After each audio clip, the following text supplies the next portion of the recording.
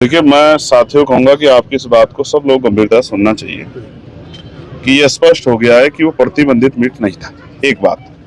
दूसरी बात, जब उनकी पिटाई हो रही थी, अच्छी बात है कि अभी उनकी जान में जान बाकी है। वो जिंदा रहेंगे तो वही तो बताएंगे असल क्या हुआ था। लेकिन उनके इलाज में लापरवाही बरती हुई, ये भी किसी छिपावा नहीं, क्योंकि मैं वहां गया था। मैं अकेला वाइस सकता जो वहां गया, जिन्होंने उनके दर्द को सुना, जिसको उन्होंने सच्ची बात बताई कि हम आए, ड्राइवर चला रहा था, ड्राइवर ने कहा पीछे से कुछ मोटरसाइकिल हमारा पीछा कर रही है। तो हमने कहा कि हम कुछ गलती नहीं कर रहे तो काहे को परेशान हो। वो मोटरसाइकिल आगे आ गई, उन्होंने डिपट दिया, हमने रोक दी। उन्होंने कहा कि क्या ले जा रहे हैं। हमने उनको बताया कि मीट कारोबारी है, मीट ले जा रहे हैं। उन्होंने कहा पर्ची दिखाओ, उन्होंने पर्ची दिखा दी।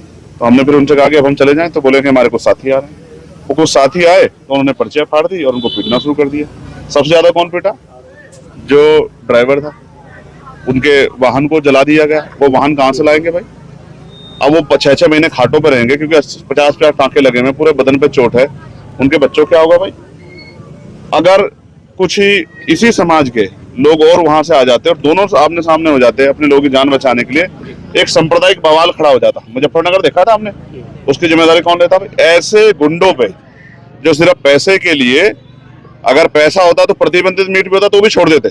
अगर पैसा नहीं मिला तो उन्होंने उनकी खाल खींच ली और सिर्फ बदनाम करने के लिए ये कह दिया कि प्रतिबंधित मीट है। इस झूठ को भी बेनकाब करना पड़ेगा। आज प्रशासन ने सत्य कर दिया, सत्य करके बता दिया कि प्रतिबंधित मीट। ये बड़ी बड़ी फैक्ट्रियां किसकी हैं भाई?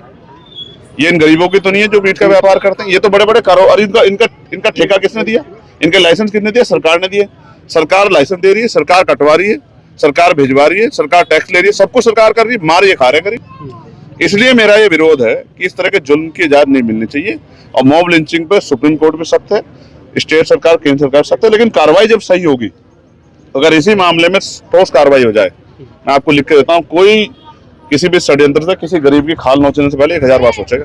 अच्छा, मेरा एक आखिरी सवाल आपसे ये है